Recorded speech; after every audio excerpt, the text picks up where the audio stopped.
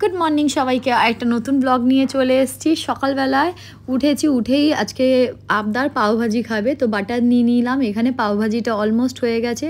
আর এখন যেহেতু winter vacation চলছে, তো কোথাও না কোথাও একটু প্ল্যান চলছে। আমি 27 তারিখে আসার পর থেকে ভেবেই নিয়েছি যতটা পারবো ছেলে মেয়েকে টাইম দেবো, ঘুরবো। তো আজকে হঠাৎ করে ঠিক হয়েছে নিকো পার্ক যাবো। আমরা লাঞ্চ করেই বেরিয়ে গেছি। আর হার্তিকার মাঝখানে দাঁতগুলো নেই, তাই মাঝে মাঝেই ও আমার সাথে এরম ফটো তোলে।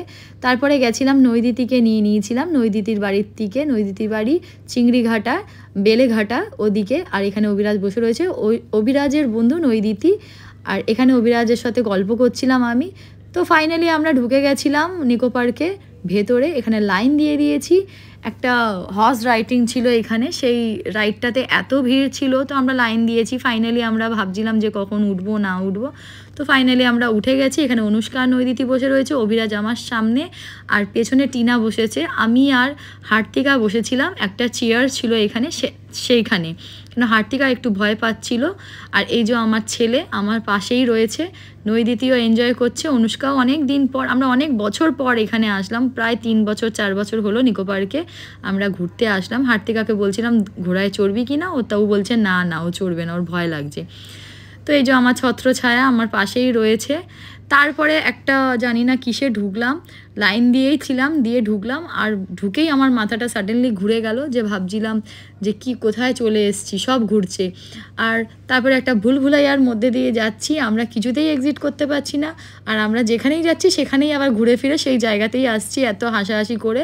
লাস্টে ফাইনালি বেরিয়ে একটু বাচ্চাদের আইসক্রিম খাওয়ালাম, তারপর টয় ট্রেনে চাপলাম। আরও কিছু রাইডস নিলাম যেগুলোতে প্রচুর ভিড় ছিল, প্রচুর লাইন ছিল। আজকে লাইন দেখে আমাদের মাথা খারাপ হয়ে গেছিলো। আর এখানে নৈদিতি আর অভিরাজকে এই দোলনাটা চড়িয়েছিলাম। এটা একটা নৌকা মতো, এটা আমরাও ছোটোবেলায় চড়েছিলাম। আর এদিকে এখানে একটা পার্ক ছিল যেখানে সব ফ্রি রাইড ছিল, মানে এমনি দোলনা পার্কের মতো। তো এত ভিড় ছিল ওদের আর কোথাও চড়তে ইচ্ছা করছিল না। লাস্টে ওরা দোলনা পার্কে চলে এসছে, নিকো পার্কের ভেতরেই এইটা। তো এখানে সবাই এত লাফাচ্ছে আর কি বলবো। আমি তো বাইরে দাঁড়িয়ে হেসে আমার অবস্থা খারাপ হয়ে গেছে। হার্তিকা যেভাবে লাফাচ্ছে, নৈদিতিও সেইভাবে লাফাচ্ছে, অভিরাজও সেইভাবে লাফাচ্ছে।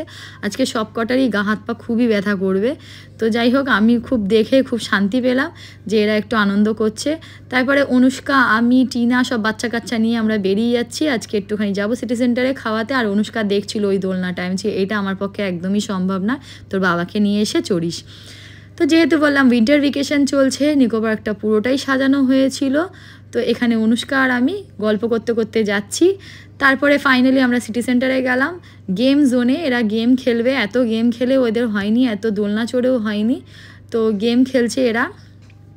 নৈদিতি আর অভিরাজ একটা কি উঠেছে জানি না, ওরা মনে হচ্ছিল ওদের 3D কি 4D কি চলছিল আমি জানি না, মনে হচ্ছে 5 দিয়ে কিছু যাচ্ছে, তার জন্য ওরা এদিক ওদিক করছে। আর আমি হাসছি ওদের দেখে, আমার হাসির শেষ নেই।